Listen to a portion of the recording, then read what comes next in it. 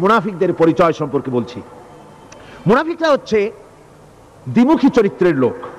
তারা দুই গ্রুপকে খুশি করতে চায়, দুই গ্রুপের মানুষের কাছে ফায়দা লোটার জন্য দুই গ্রুপের সঙ্গে সম্পর্ক রাখে।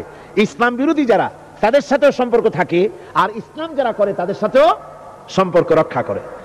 কোরআনে কারীম ওদের ব্যাপারে বলা হয়েছে, আল্লাহ রাব্বুল আলামিন বলেন, فَإِنْ كَانَ لَكُمْ فَتْحٌ مِّنَ اللَّهِ قَالُوا أَلَمْ تَكُنْ مَعَكُمْ।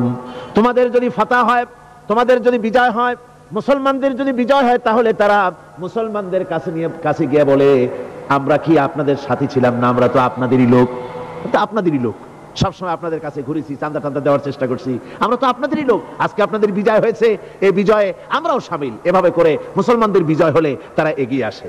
আর যদি কাফেরদের জয় হয়, وَإِنْ كَانَ لِلْكَافِرِينَ نَصِيبٌ قَالُوا أَلَمْ نَسْتَحْوِذْ عَلَيْكُمْ। কাফেরদের যদি বিজয় হয়, তাহলে কাফেরদের কাছে গিয়ে বলে, আমরা তো তোমাদের সাথীরই লোক, আর মুসলমানদের অত্যাচার থেকে বাঁচাবার জন্য তোমাদেরকে আমরা বড় চেষ্টা করেছি, মুসলমানেরা যাতে তোমাদের উপর অত্যাচার করতে না পারে, সেজন্য রাত দিন আমরা পরিশ্রম করেছি, আমরা তোমাদের সাথীরই লোক। এই বলে দুই দিকে ফায়দা লুটতে চায়। ওদিকে আপনার মুসলমানদের কাছেও ফায়দা লুটতে চায়, আবার কাফেরদের বিজয় হলে সেখানেও তারা ফায়দা লুটতে চায়। মুনাফিকরা হলো সুবিধাবাদী। মুনাফিকরা কি? সুবিধাবাদী, সুবিধাবাদ জিন্দাবাদ, এই চরিত্রের লোক। সূরা তাওবার মধ্যে বলা হয়েছে, তাবুকের যুদ্ধে আল্লাহর নবী যখন মুসলমানদেরকে দাওয়াত দিলেন যুদ্ধে যাওয়ার জন্য, জিহাদে যাওয়ার জন্য, লোকেরা সব প্রস্তুতি নিল। মুনাফিকরা তখন গিয়ে রাসূলের কাছে আরজ করলেন। মুনাফিকরা বলল, হে আল্লাহর নবী, আমার কোমরে ব্যথা, কেউ বলল আমার মাথায় যন্ত্রণা, কেউ বলল আমার মেয়ের বিবাহ, কেউ বলল আমার ফসল পেকেছে, এই সময় যেতে পারবো না। নানান অজুহাত দিয়ে তারা যাওয়া থেকে বিরত রইল। আল্লাহ রাব্বুল আলামিন এদের চরিত্র সম্পর্কে কোরআনে কারীমের মধ্যে বলে দিলেন, লাউ কানা আরাদান কারীবান ওয়া সাফারান কাসিদান লাত্তাবাউক ওয়ালাকিন বাউদাত আলাইহিমুশ শুক্কা। আল্লাহ পাক বলছেন, লাউ কানা আরাদান কারীবান ওয়া সাফারান কাসিদান, যদি সফর হতো সহজ, সফরটা যদি, রাস্তাটা যদি সুগম হতো, আর ফায়দাটা যদি সহজলভ্য হতো, লাত্তাবাউক, তাহলে অবশ্যই এই লোকেরা আপনার অনুসরণ করত। যেহেতু পথ খুব কঠিন, শত শত মাইল যেতে হবে মদিনা থেকে তাবুকের প্রান্তরে, বহুত কষ্ট, উট আছে, ঘোড়া আছে, আবার অনেকের নাই, পায়ে হেঁটে যেতে হবে, খাবার আছে, আবার অনেকের কাছে নাই, খেতে কষ্ট হবে, যেতে কষ্ট হবে, পথে কষ্ট হবে, রোদ্রে কষ্ট হবে, এই সব কষ্ট, আর ফায়দা খুব তাড়াতাড়ি জিততে পারবো তাও তো এখানে ধারণা নাই। মুনাফিকরা বলেছে, মুসলমানরা যখন জিহাদে যাচ্ছে, বলেছে যাও, এরা মক্কার কুরাইশ না, রোমকদের সাথে লড়াই হবে, টের পাবা, রোমকরা ঝুলাইয়া পিটাইয়া জনমের যুদ্ধের স্বাদ মিটাইয়া দেবে। এইভাবে করে মুসলমানদেরকে ভয় দেখিয়েছে, নিজেরাও যায় নাই, ওদেরকেও বাধা দিয়েছে। আল্লাহ বলছেন, ও নবী, যদি রাস্তাটা খুব সুগম হতো, আর যাই যদি যুদ্ধে জয়লাভ করার মতো ধারণা ওদের থাকতো, গনিমতের মাল অনেক পাবে, এই চিন্তা যদি থাকতো, লাত্তাবাউক, তাহলে অবশ্যই এরা আপনার সাথে যেত। কিন্তু বিষয়টা হচ্ছে, ওয়ালাকিন বাউদাত আলাইহিমুশ শুক্কা, বিষয়টা হচ্ছে এই পথটা বড় কঠিন, মোটেই সুগম নয়, এই জন্য তারা বিরত রয়েছে, আপনার সাথে যায় নাই। আর ফিরে যখন রাসূল এলেন, যখন আল্লাহর নবী জিহাদে বিজয়ী হয়ে যখন ফিরে এলেন মদিনায়, আল্লাহ রাব্বুল আলামিন বলেন, এই মুনাফিকরা সকলের আগে রাসূলের সঙ্গে দেখা করেছে। ওয়াসায়াহলিফুনা বিল্লাহি লাবিস্তাতানা লাখারাজনা মাআকুম, সাথে এসে বলছে যে তারা কসম করে বলছে, আল্লাহ পাক বলছেন, ওরা কসম করে বলে যে আল্লাহর কসম, যদি হুজুর আমাদের সামর্থ্য থাকতো, শক্তি থাকতো, কেবল যে কোমরটা ব্যথা করতেছিল, কেবল যে মাথায় যন্ত্রণা ছিল, কেবল যে আমাদের ধানগুলো, আমাদের ফসলগুলো পেকে গেছিল, নইলে কি আমরা বসে থাকি, আপনার সাথেই জিহাদে আমরা শরীক হয়ে যেতাম। এইভাবে তারা হচ্ছে মুনাফিক চরিত্রের, সব সময় সুবিধাবাদী লোক। তাদের ভিতর এবং বাইরে রয়েছে বৈসাদৃশ্য। মুখে যে কথা বলে, অন্তরে সেটা না, অন্তরে যেটা, মুখে আরেকটা। এটা কাদের লক্ষণ? মুনাফিকদের। কোরআনে কারীমে রব্বুল আলামিন বলেন, ইয়াকুলুনা বিআলসিনাতিহিম মা লাইসা ফি কুলুবিহিম, তারা সেই কথাই মুখ দিয়ে উচ্চারণ করে যে কথা তাদের মনের ভিতরে নাই, মনে একটা, মুখে একটা। এটাই হলো মুনাফিকদের চরিত্র। আর এদের আরেকটা কোয়ালিটি হলো, আপনারা দেখবেন, মুনাফিক চিনবেন, মুনাফিক কে তা চিনতে খুবই সুবিধা হবে। এরা হচ্ছে মুসলিম জাতির বিপদ যদি দেখে দারুণ খুশি হয়। বসনিয়ায় মুসলমানেরা মরে, একটা টু শব্দ করবে না, কিন্তু দেশে যদি কোন রকম কিছু হয় নাই, তাও অস্থির সাম্প্রদায়িক বলে গালি দিয়া একেবারে চায়ের কাপে ঝড় তুলে বসে। ঠিক কিনা কর? ঠিক কিনা? বাবরি মসজিদ ভাঙা হয়েছে, সেই উপলক্ষে ভারতে শত শত মসজিদ ভাঙতেছে অহরহ, সে ব্যাপারে কথা নাই। শনির আখড়া ভাঙলো কিনা তা দেখার জন্য রাত দিন 24 ঘন্টা যাওয়া হচ্ছে। মুসলমানেরা বিপদে পড়লে তাদের কলজা আনন্দে ফুর্তিতে ভরে যায়। মুসলমানের যখন বিপদে পড়ে তারা দারুণ খুশি হয়। আর মুসলমানদের যদি বিপদ হয়, বিপদে খুশি। আর মুসলমানরা যদি সুখ পায়, সমৃদ্ধি পায়, তাহলে তারা বেজার হয়ে যায়, কলজে জ্বলে যায়। আল্লাহ রাব্বুল আলামিন বলেন, ইন তামসাসকুম হাসানাতুন তাসুউহুম ওয়া ইন তুসিবকুম সাইয়্যাতুন ইয়াফরাহু বিহা। মুমিনদের যদি ভালো হয়, মুসলমানদের যদি সুখ এবং সমৃদ্ধি আসে, তাহলে মুসলমানদের সুখ সমৃদ্ধিতে তাদের কলিজা জ্বলে পড়ে যায়, অসন্তুষ্ট হয় দারুণ ভাবে। আর যদি মুসলমানদের বিপদ আসে, মুসিবত আসে, খুশিতে তাদের কলিজা একেবারে দারুণ ভাবে তাদের খুশিতে উদ্বেল হয়ে পড়ে। মুনাফিকদের আরেকটি চরিত্র হচ্ছে হকপন্থী এবং বাতিলপন্থীদের রোশনাল হতে নিরাপদে থাকার জন্য প্রতারণামূলক সম্পর্ক রাখে। প্রতারণামূলক সম্পর্ক মুসলমানদের কাছেও ভেড়ে, আবার ওদের সঙ্গেও ভেড়ে। টাকা পয়সা ওদের যদি থাকে, তো এই বেশি টাকাগুলো দেয় ইসলাম বিরোধীদের, আর মুসলমানদেরকে সামান্য সামান্য দিয়া সম্পর্ক রক্ষা করে। জানি না কোন দল ক্ষমতায় যাবে, বলা তো যায় না, কাজে দুই দিকে সম্পর্ক রক্ষা করে তারা চলে। আল্লাহ রাব্বুল আলামিন বলেন, ইউরিদুনা আন ইয়ামানুকুম ওয়া ইয়ামানু কওমাহুম।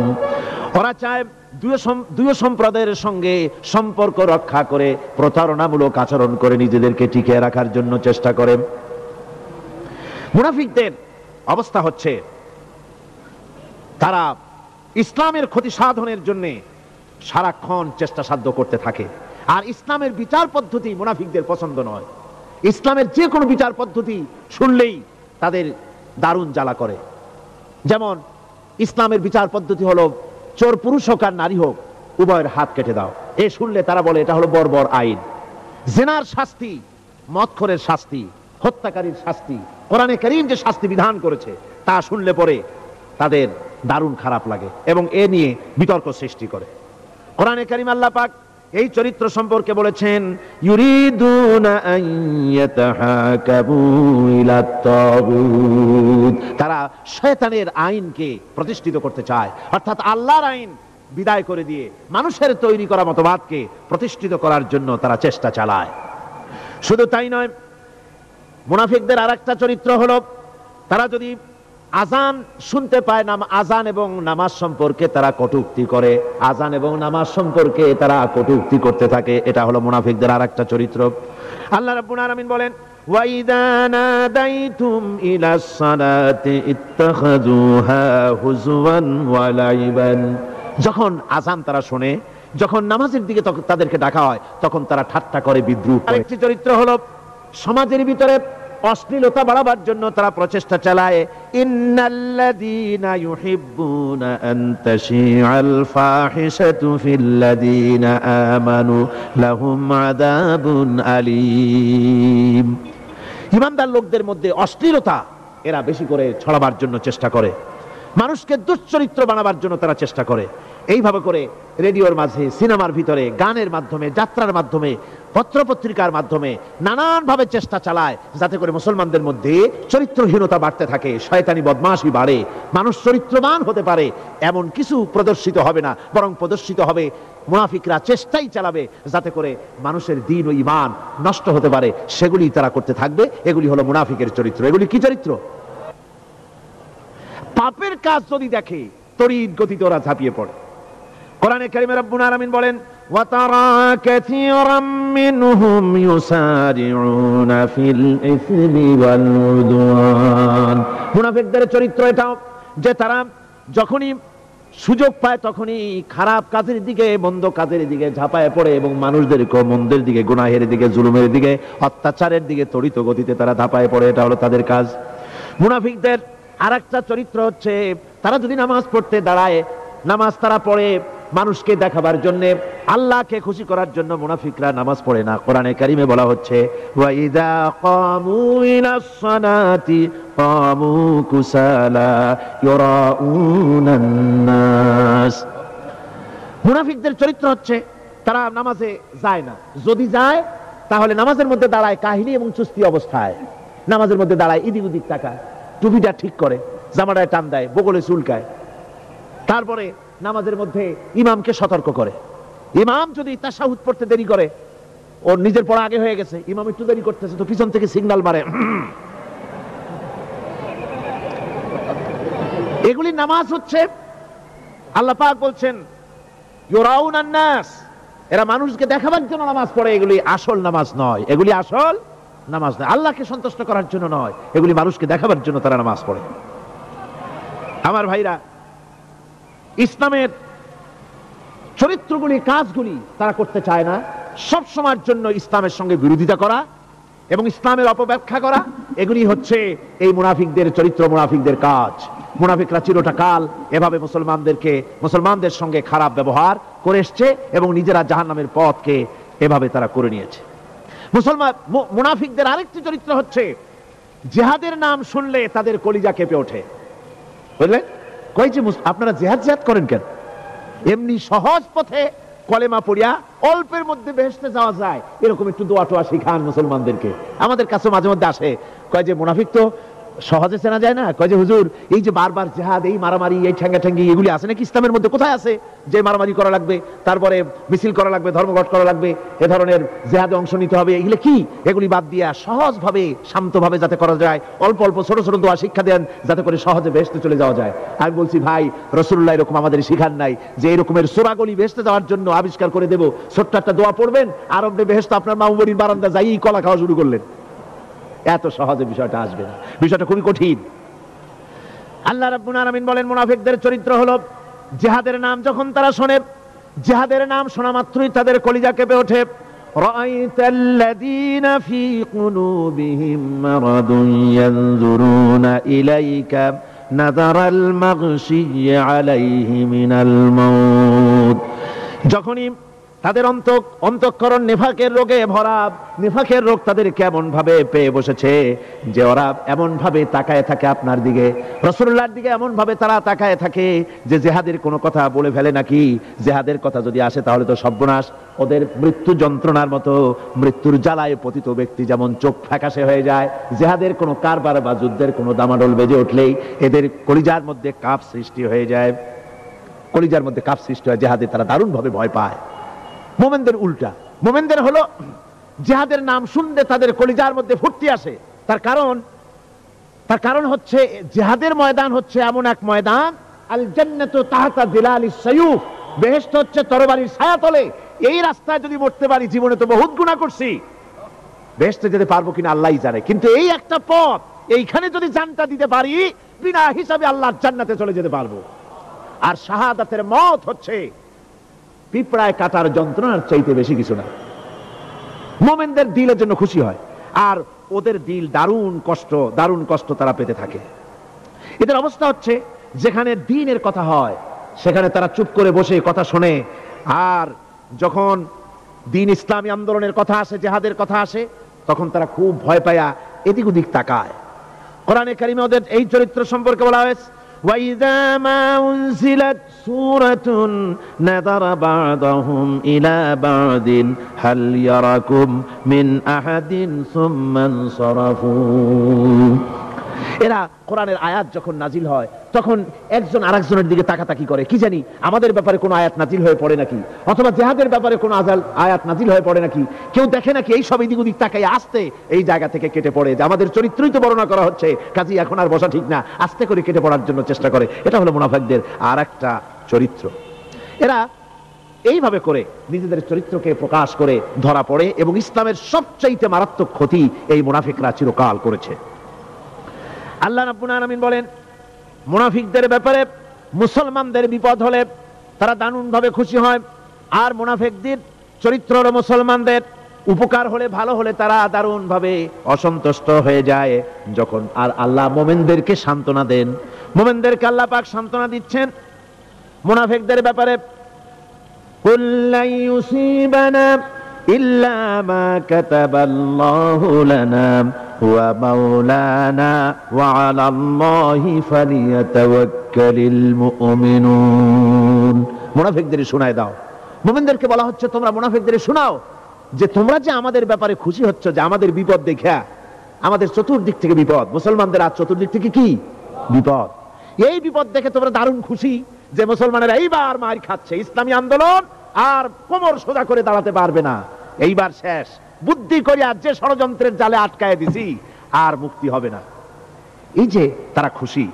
আল্লাহ রাব্বুল আলামিন বলেন মুমিনেরা তোমাদের ঘাবড়াবার কোনো কারণ নাই, তোমরা বলে দাও কুল লা ইউসিবানা ইল্লা মা কাতাবাল্লাহু লানা, তোমরা শোনায় দাও যে আমাদের কিছুই হয় না, আমাদের শুধু তাই হয় যে আল্লাহ রাব্বুল আলামিন আমাদের জন্য লিখে রেখেছেন, আমাদের তাকদীরে যেটা আছে ওটাই হবে, এর থেকে বেশি কিছুই হবে না। তিনি আমাদের মাওলা, তিনি আমাদের মনিব, তিনি আমাদের প্রভু, আর সমস্ত মুমিনদের উচিত সেই আল্লাহর উপরই নির্ভর করা।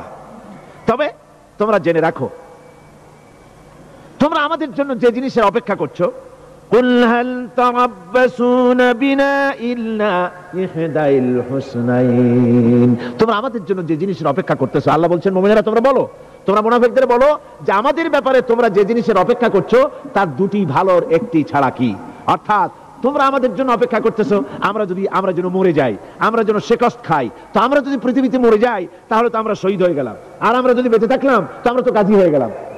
আমাদের ওই যে হাতি মরার মতো আর বাঁচার মতো, হাতি মরলেও লাখ টাকা, বাঁচলেও লাখ টাকা, আমরা মরলে গাজী, বাঁচলে কি শহীদ, কোন দিক দিয়ে আমাদের ঠগ নাই। সুতরাং তোমরা আমাদের জন্য যে জিনিস অপেক্ষা করো তার দুটো ভালোর একটি ছাড়া কি, আর আমরা তোমাদের ব্যাপারে, তোমরা যেমন আমাদের ব্যাপারে অপেক্ষা করতেছো, আমরাও তোমাদের ব্যাপারে আরেকটা জিনিসের অপেক্ষা করছি, ওয়া নাহনু নাতারাব্বাসু বিকুম আইয়ুসিবাকুমুল্লাহু বিআযাবিম মিন ইনদিহি আও বিআইদিনা, আমরাও তোমাদের জন্য অপেক্ষা করতেছি একটা জিনিসের, তোমরা আমাদের জন্য দুটি জিনিস অপেক্ষা করো, আমরাও তোমাদের জন্য দুটি জিনিস অপেক্ষা করছি, তা হচ্ছে এই তোমাদের শাস্তিটা আল্লাহ নিজে দিবেন না আমাদের হাত দিয়ে দেওয়াবেন, আমরা সেইটার অপেক্ষা করতেছি।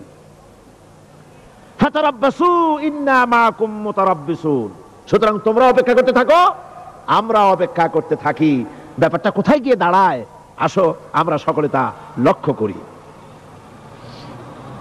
সুতরাং এই মুনাফিকদের এই হচ্ছে চরিত্র, চিরকাল ইসলামের সঙ্গে বিরোধিতা করা, মুসলমানদের সাথে ঠাট্টা বিদ্রুপ করা, এটাই হচ্ছে তাদের চরিত্র। এই চরিত্র দিয়েই তারা ইসলামকে চিরকাল ক্ষতিগ্রস্ত করে এসেছে। রাসূল পাক সাল্লাল্লাহু আলাইহি ওয়াসাল্লাম এই মুনাফিকদের সম্পর্কে বলেছেন যে মুনাফিকরা হচ্ছে ইদা হাদা গাদারা, যখন তারা ওয়াদা করে সে ওয়াদাকে তারা খেলাফ করে, এটা হচ্ছে মুনাফিকদের একটা চরিত্র। তারপরে তাদের কাছে কোনো জিনিস আমানত রাখলে, ইদা উতুমিনা খানা, যখন আমানত রাখা হয় সে আমানতের তারা খেয়ানত করে। তারপরে যখন তারা ঝগড়ায় লিপ্ত হয় তখন তারা পরস্পরকে গালাগালি করে, আর যদি তারা কথা বলে কথার মধ্যে কথায় কথায় তারা মিথ্যে কথা বলে, এই হচ্ছে মুনাফিকদের চরিত্র। এরপরে মুনাফিকরা শুধু রুজি রুটি আর পেট নিয়েই তারা ব্যস্ত থাকে। মুনাফিকদের এই চরিত্র কোরআন এবং হাদিসে আল্লাহ রাব্বুল আলামিন স্পষ্ট করে মানুষের সামনে তুলে ধরেছেন, যাতে করে আমরা মুনাফিকি চরিত্র থেকে রক্ষা পেতে পারি। এই মুনাফিকদের সম্পর্কে সর্বশেষ কথা, আল্লাহ রাব্বুল আলামিন যেহেতু মুনাফিকরা ইসলামের সবচাইতে বেশি ক্ষতি করেছে, সেই জন্য আল্লাহ রাব্বুল আলামিন নবীকে বলেছেন যে আপনি যদি এদের ব্যাপারে ইস্তাগফির লাহুম আও লা তাস্তাগফির লাহুম ইন তাস্তাগফির লাহুম ৭০ মাররাতান ফালান ইয়াগফিরাল্লাহু লাহুম, আপনি যদি এদের জন্য ক্ষমা চান, আর ক্ষমা আপনি নাই চান, এমনকি ৭০ বারও যদি আপনি মুনাফিকদের জন্য আমি আল্লাহর কাছে ক্ষমা প্রার্থনা করেন, আমি আল্লাহ রাব্বুল আলামিন মুনাফিকদেরকে ক্ষমা করে দেব না।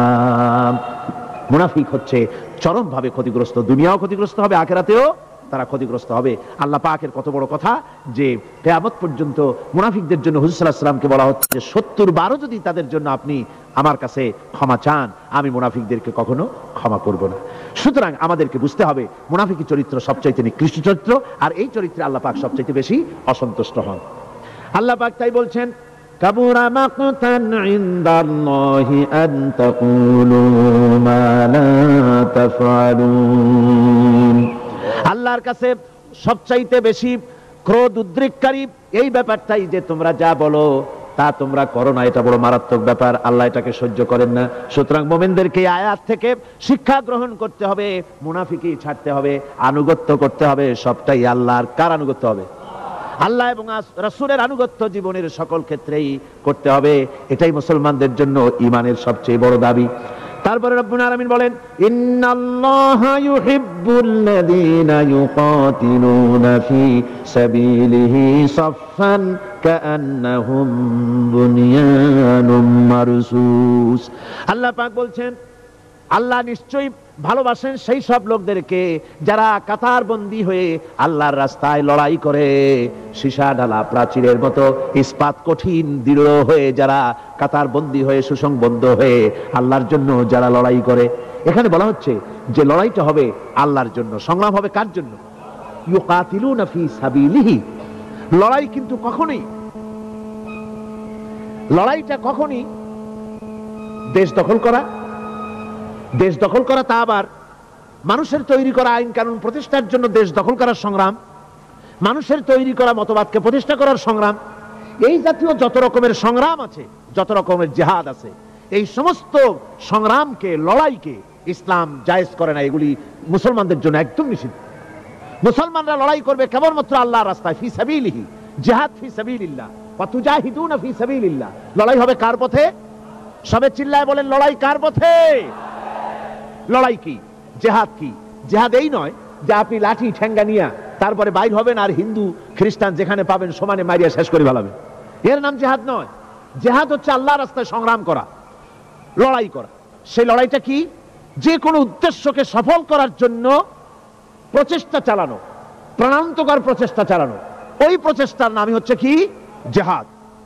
সুতরাং এই জিহাদটা হবে আল্লাহর রাস্তায়, সংগ্রাম হবে আল্লাহর রাস্তায়। কি উদ্দেশ্যে? দিন প্রতিষ্ঠার উদ্দেশ্যে।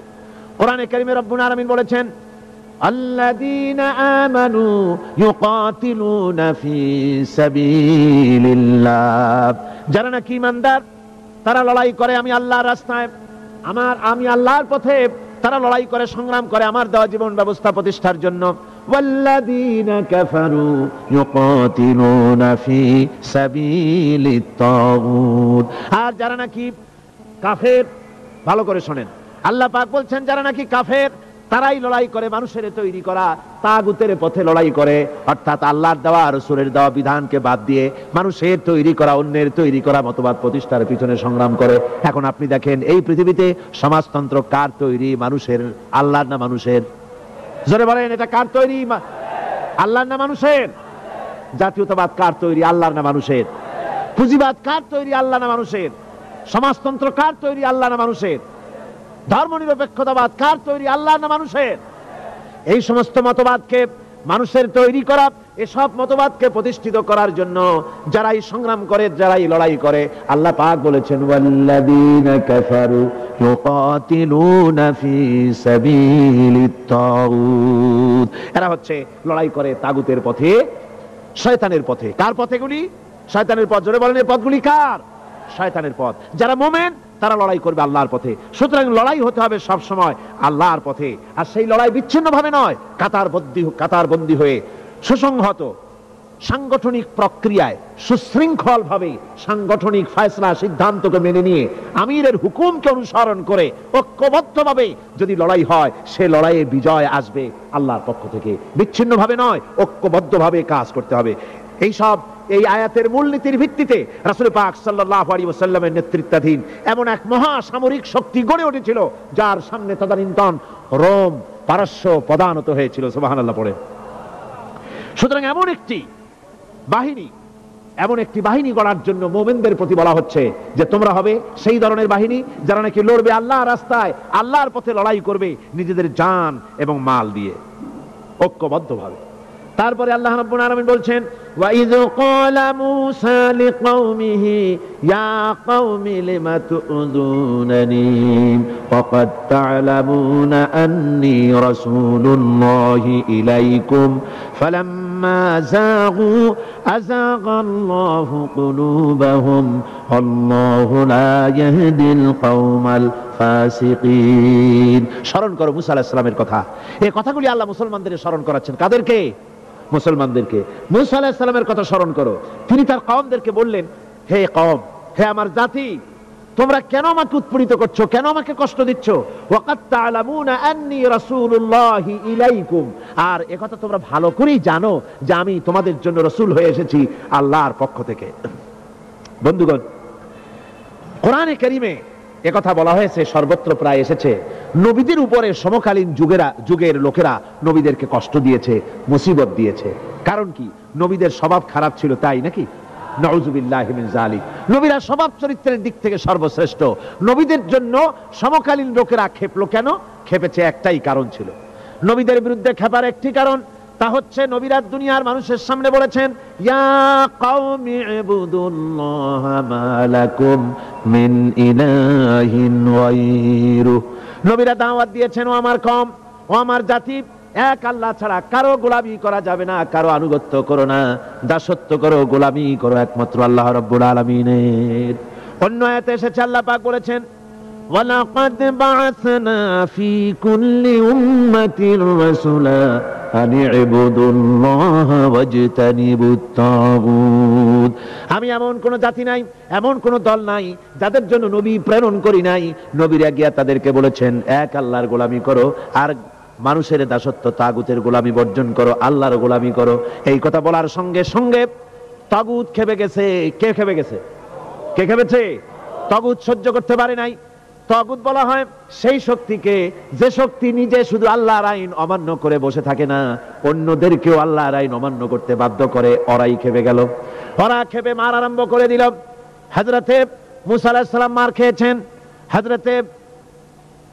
হযরতে মূসা আলাইহিস সালাম, হযরতে ঈসা আলাইহিস সালাম, ইব্রাহিম আলাইহিস সালাম, নূহ আলাইহিস সালাম, এমন কোন পয়গম্বর আছেন যিনি মার খান নাই? কোরআনে কারীম বলা হচ্ছে, ইয়া হাসরাতান আলাল ইবাদ মা ইয়াতিহিম মির রাসূলিন ইল্লা কানু বিহি ইস্তাহজিউন। আফসোস বান্দার উপরে, এমন একজন রাসূলও পাঠাই নাই যার সঙ্গে সমকালীন যুগের লোকেরা ঠাট্টা করে নাই, বিদ্রুপ করে নাই, পাগল বলে নাই। এমন একজনও পাঠাই নাই। যাকেই পাঠিয়েছি তার সাথে সমকালীন লোকেরা ঝগড়া বিবাদ করেছে, মারধর করেছে, অত্যাচার করেছে। বিশ্বকবি, কবি সম্রাট আল্লামা ইকবাল রহমাতুল্লাহ আলাইহি বলেছেন, সতীজা কা রহা হ্যায় আজল সে তা ইমরোজ, সতীজা কা রহা হ্যায় আসল সে তা ইমরোজ, চরাগে মুস্তফা বি সে শরারে বুলাবিস। মুস্তফার দীপ শিখার সাথে, মুস্তফার দীপ শিখার সাথে আবু লাহাবের অগ্নিস্ফুলিঙ্গের সংঘর্ষ চলে এসেছে। আবহমান কাল থেকে শুরু হয়েছে, আজও চলছে, কিয়ামত পর্যন্ত চলতে থাকবে। তবে কিনা আবু জেহেলের, আবু লাহাবের অগ্নিস্ফুলিঙ্গ নির্বাপিত হয়ে যাবে, আর মুস্তাফা সাল্লাল্লাহু আলাইহি ওয়াসাল্লামের দীপ শিখা জ্বলতেই থাকবে, নিভে যাবে না। সুবহানাল্লাহ পড়ে, নিভে যাবে না। কারণ হচ্ছে আল্লাহ পাক বলেছেন, ইউরিদুনা লিইউতফিউ নূরাল্লাহি বিআফওয়াহিহিম ওয়াল্লাহু মুতিম্মু নূরিহি ওয়ালাউ কারিহাল কাফিরুন। কাফের বেঈমানেরা চায় মুখের ফু দিয়ে আমার আলোকে নির্বাপিত করে দেবে, আমার দ্বীনকে দুনিয়া থেকে মিটিয়ে দেবে। আল্লাহ পাক বলেন, আমি আমার দ্বীনকে পূর্ণতা দান করব, জাঁকজমকের সাথে আমার দ্বীন দুনিয়ার বুকে প্রতিষ্ঠিত হবে। তাতে কাফেরদের কলিজার ভিতরে যতই জ্বালা যন্ত্রণা হোক না কেন, ওদের মনে যত কষ্ট হোক, ইসলাম প্রতিষ্ঠিত হবে। আল্লাহ বলেছেন। কে বলেছেন? আল্লাহ পাক। আমি আমার দ্বীনকে পূর্ণতা দান করব। সুতরাং কাফেররা বাধা দিল নবীদের। কারা বাধা দিল? কাফেররা। যারা বাধা দিল তারা সংখ্যায় 3 শ্রেণী। কয় শ্রেণী? ভালো করে মনে রাখেন। 3 শ্রেণীর লোকেরা নবীদেরকে বাধা দিয়েছে। মুসা আলাইহিস সালাম বলছেন, কেন আমাকে কষ্ট দিচ্ছ অথচ তোমরা জানো যে আমি আল্লাহর রাসূল? এই যে পয়গম্বরদেরকে বাধা দিল 3 শ্রেণীর লোকেরা। কারা দিল? 3 শ্রেণীর লোকেরা দিল। প্রথম শ্রেণী হচ্ছে রাষ্ট্র শক্তি। প্রথম কারা? 2 নম্বরে বাধা দিল বিত্তশালী, যাদের টাকা আছে, পয়সা আছে, বড় লোক। এই বিত্তশালী ধনাঢ্য ব্যক্তি হলো 2 নম্বর। আর 3 নম্বরে বাধা দিল ধর্মের নামের এক শ্রেণীর ব্যবসায়ীর দল। তাহলে কয়টা হলো? 3টা। 3 শ্রেণীর লোকেরা বাধা দিয়েছে নবীদেরকে। বর্তমানে তারা আর নাই। জি, বর্তমানেও আছে, ভবিষ্যতেও থাকবে। 3 শ্রেণীর লোকেরাই বাধা দিয়েছে, বর্তমানেও দিচ্ছে, ভবিষ্যতেও দিবে। এই 3 শ্রেণীর প্রথম শ্রেণী হলো রাষ্ট্রশক্তি। রাষ্ট্রশক্তি বাধা দিল কেন? কেন বাধা দিল? রাষ্ট্রশক্তি যেমন ফেরাউন, রাষ্ট্রশক্তি নমরুদ, রাষ্ট্রশক্তি হচ্ছে আবু জহেল, আবু লাহাব, আবু সুফিয়ান, উতবা, শাইবা, মুগীরা, এরা বাধা দিল। রাষ্ট্রশক্তি বাধা দিল। বাধা দেওয়ার কারণ হলো রাসূলুল্লাহ বলেছেন, নবীরা বলেছেন, তারা বলেছেন সবাই, ইয়া কওমি ইবুদুল্লাহ মা লাকুম মিন ইলাহিন গায়রু। নবীজি বলেছেন, ইয়া আইয়ুহান নাস কুলু লা ইলাহা ইল্লাল্লাহ তুফলিহু। ও মানব সকল, ঘোষণা করে দাও কোনো ইলাহ নাই, কোনো আইনদাতা নাই, কোনো বিধানদাতা নাই, আল্লাহ ছাড়া কোনো উপাস্য নাই, মাবুদ নাই। এই কথাগুলি যখন নবীরা বলেছেন, তখন সমকালীন রাষ্ট্রশক্তি বুঝতে পেরেছে আমাদের মাতবাড়ি তো আর চলবে না, মাতবাড়ি শেষ। যদি লা ইলাহা ইল্লাল্লাহ হয় তাহলে তো আমরা থাকি না। কারা থাকে না? রাষ্ট্রশক্তি। কারা থাকে না? কোন? আমি আপনাদের কাছে যে মাঝে মধ্যে কথা জিজ্ঞেস করি, আপনারা কি তাতে বেজার হন? সেজন্য আজকে রাষ্ট্রশক্তি পয়লা নম্বরেই বাধা দেয়, তাদের ক্ষমতাকে টিকিয়ে রাখার জন্য, ক্ষমতাকে কক্ষিগত করার জন্য, হারাম ভাবে, অবৈধভাবে সরকারের জনগণের মালকে, সম্পদকে ভক্ষণ করার জন্য, নিজেদের ফুর্তি, নিজেদের মনের চাহিদা, নিজেদের নাফস এবং প্রবৃত্তি অনুযায়ী চলার জন্য তারা এই নিজেদের ক্ষমতাকে টিকিয়ে রাখার জন্য ইসলামকে চিরকাল তারা বাধা দিয়ে এসেছে। 2 নম্বরে বাধা দিয়েছে যারা, সেটা হচ্ছে কি? বিত্তশালী ধনী ব্যক্তিরা, বিত্তশালী ধনাঢ্য ব্যক্তিরা, ওরাই ইসলামের চিরকাল ইসলামের বাধা দিয়ে আসছে, এখনো দিচ্ছে, ভবিষ্যতে দেবে। তবে সব না। ধনী হযরত ওসমান রাদিয়াল্লাহু তাআলা আনহু ধনী ছিলেন, ওই রকম ধনী ব্যক্তি এখন আলহামদুলিল্লাহ কিছু কিছু আছে যারা হযরত ওসমান রাদিয়াল্লাহু তাআলা আনহুর মতো দুহাতে সম্পদ বিলায় দেয়, নাম কামাবার জন্য না, আল্লাহর রাস্তায় দিয়ে দেয়। আছে না? 2-1 আছে, সমাজে আছে। কিন্তু অধিকাংশ বিত্তশালী ব্যক্তিবর্গ তারা বাধা দেয় ইসলামকে। বাধা দেয় কেন? কারুন বাধা দিয়েছিল মুসা আলাইহিস সালামের জামানায়, হুজুরের জামানায় উমাইয়া বাধা দিয়েছিল। এভাবে করে প্রত্যেক যুগে বড় বড় ধনীরা তারা ইসলামকে বাধা দেয়। তাদের আল্লাহ তাদের টাকা দিয়েছে, পয়সা দিয়েছে, অবৈধভাবে তারা পয়সা নিজেরা উপার্জন করেছে। এই পয়সা দিয়ে তারা সাহায্য করে বাতিলকে, ইসলামকে সাহায্য করে না, ইসলামকে সাহায্য করে না। বাতিলকে, অমুক দলের নেতা আসবে, অমুক দলের অমুক আসবে, 50,000 টাকা দিয়ে দেয়, 50,000 টাকা, 2 লাখ টাকা, 5 লাখ টাকা। অমুকের ইলেকশন তো দিয়ে গেল 5 লাখ, 10 লাখ, 20 লাখ, কোটি খানেক টাকা দিয়ে গেল, 2-3 কোটি দিয়ে দিল। কিন্তু ইসলামের কোরআনের মাহফিল হবে, তাফসীর হবে, 5টা টাকা বাইরেতে কলিজাটা ছটফট করতে থাকে এই সব লোকে, ঠিক কিনা কন? ইসলামের জন্য কাজ হবে, ইসলামের জন্য কোন প্রোগ্রাম হাতে নেওয়া হয়েছে, অথবা ইসলামের জন্য নির্বাচন হচ্ছে, এই ধরনের যত রকমের প্রক্রিয়া আছে, এই প্রক্রিয়াগুলি করতে গেলে পরে তখন তাদের থেকে টাকা বের হতে চায় না, বাতিলকে সাহায্য করে চূড়ান্ত ভাবে, আর ইসলামকে দিতে চায় না। তার কারণ ইসলাম যদি ক্ষমতায় যায় তাহলে অবৈধ পন্থায় যেসব টাকা রোজগার করা হয়েছে এই পদগুলি বন্ধ হয়ে যাবে। তাই তাদের ভয় ইসলামের প্রতি, যেগুলি পদ যদি বন্ধ হয়ে যায় তাহলে তো আমাদের ফুর্তি আর চলবে না, মৌত চলবে না, জেনা ব্যভিচার চলবে না, শয়তানি বদমাশি চলবে না। সেই জন্য তাদের টাকা দিয়ে তারা ইসলামকে দুহাতে ঠেকাবার জন্য তারা প্রচেষ্টা চালায়। কথা বুঝতে পেরেছে? এরপরে 3 নম্বরে যারা বাধা দেয় তারা হলো ধর্মের নামের এক শ্রেণীর ব্যবসায়ীর দল। ধর্মের নামের এক শ্রেণীর ব্যবসায়ী দল, এরা হচ্ছে আল্লাহ রাব্বুল আলামিন কোরআনে কারীমের মধ্যে বলেছেন, ইয়া আইয়ুহাল্লাযীনা আমানু ইন্না কাসীরাম মিনাল আহবারি ওয়ার রুহবানি লায়াকুলুনা আমওয়ালান নাসি বিল বাতিল ওয়া ইয়াসুদ্দুনা আন সাবিলিল্লাহ। আল্লাহ রাব্বুল আলামিন বলেন, বিশ্বাসীরা শোনো, আরেক দল লোক হচ্ছে যারা আহলে কিতাবের এক শ্রেণীর পীর দরবেশ আলেম জাতীয় এক শ্রেণীর লোক, যারা নাকি আহবার এবং রহবান, কোরআনের পরিভাষায় বলা হয়েছে এদের কাজ হলো মানুষের মালকে, সম্পদকে বাতিল পন্থায় ভক্ষণ করা। নিজেদেরকে জনগণের সামনে এভাবে পেশ করে যে তারাই যেন বেহেশতের এজেন্ট, তাদেরকে খুশি করতে পারলেই আল্লাহ খুশি হয়ে যাবে। এই জাতীয় একটা ভাব দ্বারা তারা মানুষের সামনে নিজেকে পেশ করে থাকে, আর ধর্মের বিভিন্ন অনুভূতি দিয়ে মানুষের কাছ থেকে টাকা পয়সা শোষণ করে নেওয়ার পথ চালু করে দেয়, সহজে বেহেশতে যাওয়ার পথ চালু করে দেয়। এ ধরনের অনেক বেদাত পূর্ণ কাজ তারা করে, আর বেদাত আর শিরকের মাধ্যমে ধর্মীয় অনুভূতি দিয়ে মানুষের কাছ থেকে টাকা পয়সা লুট করে নেওয়ার জন্য চেষ্টা করে। এই যে আপনি দেখেন বর্তমানে যে রজব মাস, এটা শাবান শুরু হয়েছে বোধহয়, রজব মাস চলে গেল, রজব মাস আসলে পরে খাজা বাবার মহব্বতের লোকের আর অভাব থাকে না, এমনি নামাজ পড়ে না, কিন্তু রজব মাস আসলে পরে তখন ড্যাগ নিয়ে ড্যাগের উপরে লাল কাপড় চড়াই দিয়া, শালু কাপড় চড়াই দিয়া তারপরে টাকা পয়সা রোজগার করার জন্য দারুণ ভাবে চেষ্টা করে। খাজার এত মহব্বত, নামাজ পড়ে না একক তো, বললেন নামাজ পড়ে না, খাজার দারুণ মহব্বত করে।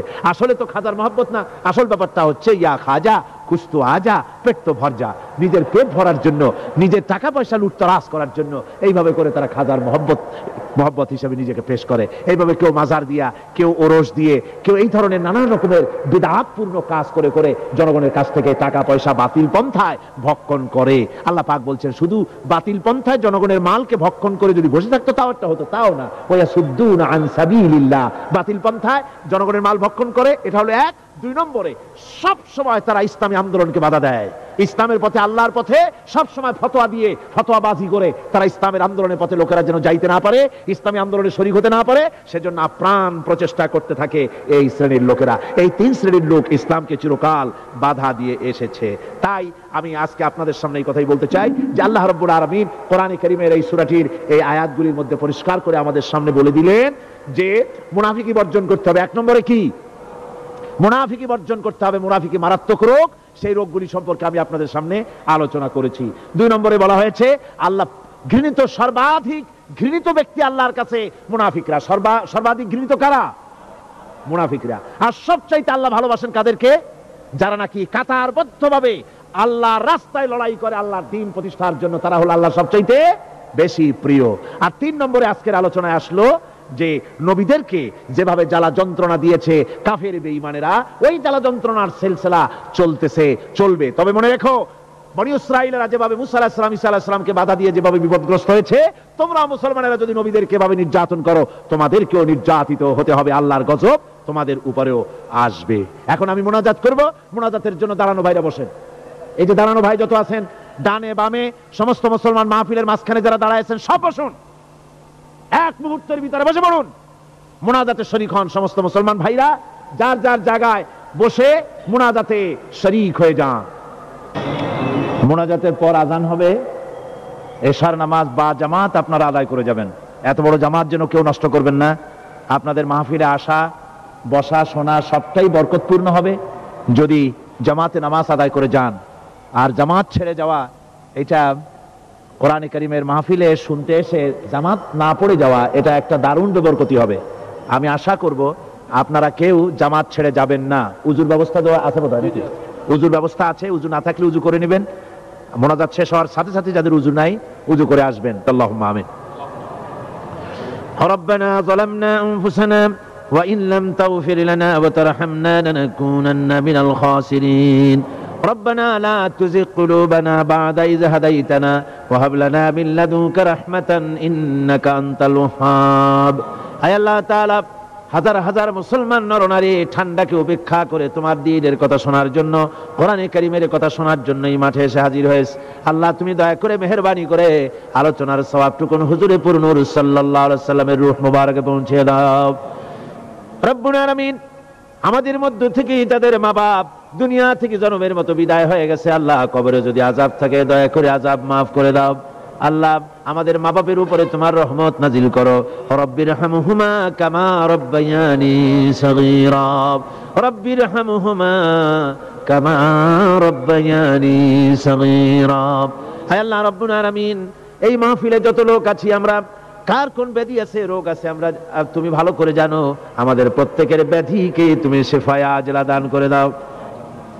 আল্লাহুম্মা হাব্বিব ইলাইনাল ঈমানা وزينه في قلوبنا وكره إلينا الكفر والفسوق والعصيان واجعلنا من الراشدين. ربنا تقبل منا إنك أنت السميع العليم وتب علينا إنك أنت التواب الرحيم.